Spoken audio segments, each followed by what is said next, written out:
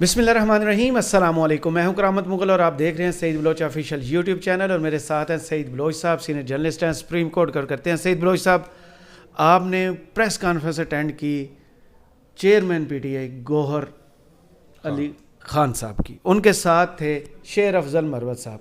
एक तो उन्होंने वो सारी जो क्यासर आइयाँ थी उनको वाड़ के रख दिया कि भाईजान आप जो मर्ज़ी करते रहें, हम कप्तान के साथ हैं और डट के खड़े हैं। दूसरा, पीटीआई अब मंडे को वो चीज़ अनफोल्ड करने जा रही है जिसका सबको इंतज़ार था। मरियम नवाज़ कहती थी नून लीग की टिकट की लेने वालों की लाइनें लग जाएंगी, वो तो नज़र नहीं आया। इधर पीटीआई का टिकट लेने वाले बेचारे इन हालात में भी सर धड़ की बाजी लगा रहे हैं कि किसी तरीके से कप्तान के साथ उनका नाम जुड़ जाए, पीटीआई का टिकट मिल जाए। क्या कहेंगे, मंडे को कितना बड़ा सरप्राइज़ होगा नून लीग के लिए और पीडीएम के लिए? बहुत शुक्रिया करामत मुगल साहब। पहली बात तो ये है कि आपने बिल्कुल ठीक कहा कि पाकिस्तान तहरीक इंसाफ के टिकट लेने वालों की वाकई लाइनें लगी हुई हैं। आज शाम को जब ये प्रेस कॉन्फ्रेंस शेड्यूल थी मरकज़ी सेक्रेटेरिएट में, तो मैं अपनी टीम के साथ वहाँ पे पहुँचा तो मैंने देखा कि पहले ही लोग, क्योंकि वो टॉप फ्लोर पे है जहाँ पे वो प्रेस कॉन्फ्रेंसेस वगैरह होती हैं, और उससे नीचे 2 या 3 फ्लोर बनते हैं, तो उसके ऊपर पहले ही लोग जमा हो चुके थे। और मेरा ये अंदाज़ा है कि शायद ये वही लोग हैं जो टिकट्स के लिए पहले ही यहाँ पर मौजूद हैं। सारे एमएनएस को इस्लामाबाद ही बुलाया हुआ है। जी जी बिल्कुल। तो वो वहाँ पर आज भी काफ़ी सारे लोग मौजूद थे। और तो कोई 2-3 दिन पहले आपको याद होगा कि 3 दिन पहले ही गालबन ये तस्वीरें और वीडियोज़ शेयर हुई थी जब दिखाया गया था कि पीटीआई ने पूरे मुल्क से अपने जो टिकट के उम्मीदवार हैं उन सबको यहाँ पर बुलाया हुआ है। मेरे एक जानने वाले हैं फैसलाबाद से, हल्का एन 102 से, जिन्होंने इलेक्शन लड़ना है आबद शेर अली के मुकाबले में। वो सुबह वहाँ पे मुकदमा भुगतते हैं 9 मई का। उनकी गलती ये है कि जितने पीटीआई के कारकुन ज़ख्मी हुए थे वो उन्होंने उठा के अस्पताल पहुँचाए थे। उस चक्कर में वो 9 मई का अभी तक मुकदमा भुगत रहे हैं। सुबह याकूब रासम मुगल साहब वो कोर्ट अटेंड करते हैं, पेशी होती है, शाम को इस्लामाबाद आते हैं, यहाँ मिलते हैं, फिर सुबह जाते हैं। जो बंदा फैसलाबाद में रहता है सर, वो पीटीआई के टिकट के लिए इस कदर मेहनत कर रहा है जी, तो फिर आप, मुझे तो ये कुछ लोगों का पता है, लोग कितने अभी भी कोशिश कर रहे हैं कि किसी तरीके से पीटीआई का टिकट मिल जाए। इन हालात में जब 9 मई के वाक़यात के बाद ज़मीन तंग कर दी गई है पाकिस्तान में पीटीआई के उम्मीदवारों के लिए। जी जी, सिर्फ ज़मीन तंग नहीं कर दी गई, बल्कि आप देखें कि पुलिस के ज़रिए जिस तरह की फस्तायत जो है वो मचाई गई, और देखें कि ना सिर्फ कारोबार तबाह किए गए बल्कि लोगों की जायदादों पर जो है वो तोड़ फोड़ की गई, लोगों के घर मिसमार किए गए। आप देखें कि लोगों की खड़ी तैयार फसलें, जिनके बारे में हमारा दीन तो ये कहता है कि हालत जंग में भी फसलों को, दरख्तों को, औरतों को, बच्चों को, बुज़ुर्गों को नुकसान ना पहुंचाओ, यहाँ खड़ी तैयार फसलों को आग लगाई गई सिर्फ इस वजह से कि वो पीटीआई से ताल्लुक़ रखने वाले लोगों की थी। तो ये हद तक जाने के बावजूद लोग डटे हुए हैं। और आपने बिल्कुल ठीक कहा कि इमरान खान साहब के साथ हर कोई अपना नाम जो है ना वो उनके साथ जुड़ता हुआ देखना चाहता है। इमरान खान साहब इस वक्त वो सितारे बन चुके हैं कि आप उनके साथ खड़े हों या आप उनकी मुखालफत करें, दोनों सूरतों में आप शोहरत हासिल करते हैं।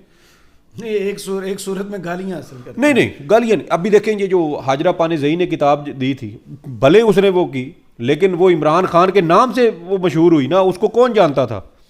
उसने घटिया इल्ज़ामात लगाए, जो कुछ भी किया, लेकिन उसको शोहरत कहते हैं। नहीं, देखिए ना, कुछ लोग होते हैं ना, वो जो ज़हनी मरीज होते हैं, उनके लिए ये भी शोहरत होती है। वो क्या कहते हैं, वो एक कहावत है ना कि बदनाम जो होंगे तो क्या नाम ना होगा। ये वो वाले तबका है।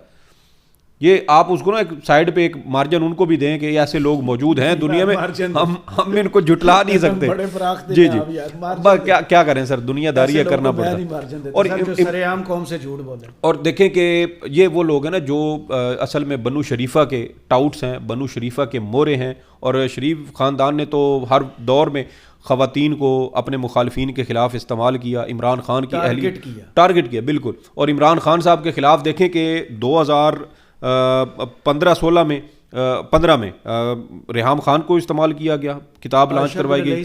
2018 के करीब आयशा गुललई आ गई, और अब देखें कि 2024 के इंतखाबात से पहले हाजरा पानीज़ई आ गई। तो ये इनका है, ख़ानदानी इशू है इनके साथ। वो عرفان صدیقی صاحب نے کہا تھا نا جب لاہور میں نواز شریف صاحب نے عورتوں کے بارے میں تضحیق آمیز جملے کہے تھے تو انہوں نے کہا کہ یہ ان کے خاندان کی خانداری روایات کا یہ جو ہے نا یہ عکس ان کا وہ زبان پہ آتا ہے. تو یہ ان کا تو ایشو ہے. اور دوسری جانب عمران خان صاحب ہیں وہ ہر چیز سے آ رہی ہیں. آپ ان پہ جو الزامات لگائیں, بھونڈے کیسز بنائیں, اس کی بیوی کے بارے میں جو بکواسیات کی گئی ہیں, یار میں کہتا ہوں کہ آج تک ہم نے گھٹیا سے گھٹیا لوگوں میں بھی اس طرح کی چیزیں نہیں دیکھی تھی جو عمران خان صاحب کی اہلیہ کے ساتھ کیا گیا, ان کے ملازمین سے, سابق شوہر سے, اور جس طرح کروایا گیا. لیکن وہ پھر بھی اپنے موقف پہ ڈٹے ہوئے ہیں. تو پھر دیکھیں نا کہ پھر ایسے لوگوں کو دیکھ کے لوگ ہمت پکڑتے ہیں. کچھ ایک وقت ہوتا تھا کہ لوگ اپنے M N A M P A کے سامنے سر نہیں اٹھا پاتے تھے. آج انگلی دکھا کے ایسے سوال کرتے ہیں کہ اس کا جواب دیں. کیسے؟ کیونکہ یہ عمران خان صاحب نے سکھایا ہے کہ سوال کریں, یہ آپ کا حق ہے, آپ بھیڑ بکریاں نہیں ہیں. تو اب اسی وجہ سے لوگ عمران خان صاحب سے منسوب ہونا چاہتے ہیں کہ ان کی پارٹی کے ساتھ جڑیں.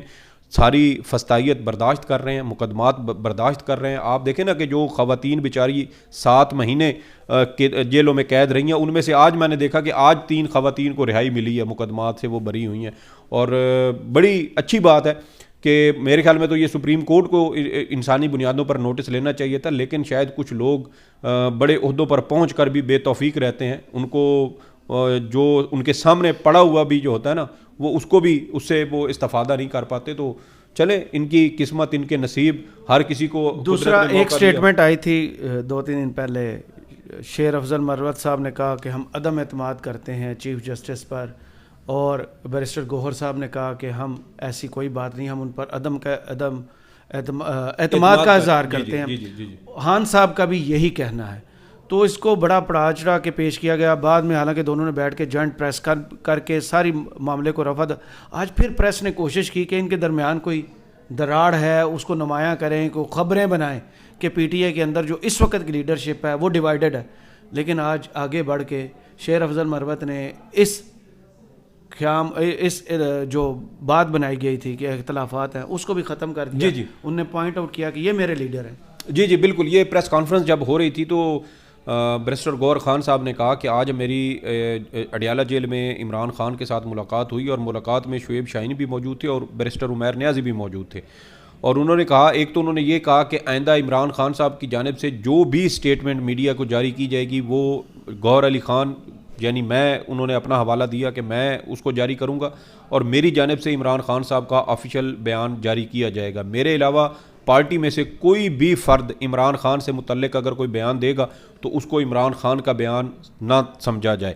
اور انہوں نے بڑی کیٹاگوریکلی یہ بات کی. شعیب شاہین صاحب بھی ان کے ساتھ موجود تھے, رؤوف حسن صاحب ان کے ساتھ موجود تھے. بعد میں پھر پریس کانفرنس جاری تھی کہ شیر افضل مروت صاحب بھی وہاں پہ پہنچ گئے اور وہ بھی اسٹیج پر بیٹھے. اور اس کے علاوہ گوہر علی خان صاحب نے یہ بھی کہا کہ عمران خان نے عدلیہ کے اوپر یا چیف جسٹس پاکستان کے اوپر عدم اعتماد کا اظہار نہیں کیا. وہ مکمل طور پر عدلیہ پر بھی اعتماد کا اظہار کرتے ہیں اور چیف جسٹس پاکستان پر بھی اعتماد کا اظہار کرتے ہیں. اور انہوں نے یہ بھی امید ظاہر کی کہ چیف جسٹس پاکستان جیسا کہ وہ کہہ چکے ہیں کہ 8 فروری کو انتخابات ہوں گے اور وہ شفاف, آزادانہ اور منصفانہ انتخابات کا انعقاد ہر صورت یقینی بنائیں گے. اس کے علاوہ جو دوسری بات تھی کہ اختلافات کے حوالے سے, تو اس میں انہوں نے یہ کہا کہ شیر افضل مروت صاحب ساتھ بیٹھے تھے. پھر ان سے بھی سوال ہوا کیونکہ میڈیا کے ہمارے دوست موجود تھے, تو انہوں نے کہا کہ آپ نے جو بیان دیا تھا کیا آپ کی اس پریس کانفرنس کے بعد ایک اور پریس کانفرنس بھی ہوگی؟ تو اس کے اوپر پھر شیر افضل مروت صاحب نے بھی جواب دیا. انہوں نے کہا کہ گوہر علی خان صاحب میرے چیئرمین ہیں, انہوں نے جو بیان جاری کیا ہے وہ پالیسی بیان سمجھا جائے, میرا ان کے ساتھ کوئی اختلاف نہیں ہے. تو میرے خیال میں یہ وہ لوگ جو آپ کو پتہ نا کہ پھر جب یہ بیان ہوا تھا تو اے آر وائی پہ جیو نیوز کے اوپر اس کو شاہ زیب خان زادہ صاحب نے بھی بڑا بریکنگ بنا کے چلایا تھا. تو حالانکہ ماضی میں نون لیگ کے اندر یہ اختلافات سامنے آتے رہے ہیں. نون اور شین کی آوازیں اسی وجہ سے لگی تھی کہ چاچا بھتیجی کو اور بھتیجی چچا کی بات کو رد کرتی تھی, اور ایک کے بعد ایک پریس کانفرنس آتی تھی. وہ پریس کانفرنس کرتا تھا تو مریم کا ٹویٹ آ جاتا تھا, مریم ایک جلسہ کرتی تھی تو شہباز شریف صاحب کا بیان آ جاتا تھا, تو وہ ایک دوسرے کو رد کرتے تھے. پارٹی کے اندر واضح تقسیم موجود تھی, لیکن اس وقت اس طرح کا واویلا نہیں کیا گیا جس طرح شیر افضل مروت کی اور گوہر علی خان کے بیان پر کیا گیا. لیکن انہوں نے ساتھ گوہر علی خان نے یہ بھی کہا کہ ہم 13 جنوری کو ہم اپنے پارٹی ٹکٹس کا اعلان کرنے والے ہیں، اور اس حوالے سے مشاورت آج بھی انہوں نے عمران خان صاحب سے کی ہے، اور بالکل پاکستان تحریک انصاف ٹکٹوں کی تقسیم کے حوالے سے ایک بڑا سرپرائز دینے کے لیے تیار ہے، اور اسی حوالے سے پورے ملک سے اپنے امیدواروں کو اسلام آباد طلب کیا گیا ہے تاکہ ان کے ساتھ بھی حتمی مشاورت کی جائے، اور تمام لوگ جیسے کہ اب وہ عمران خان صاحب سے ملاقات کرتے ہیں اور وہاں سے ہدایات لے رہے ہیں، کیونکہ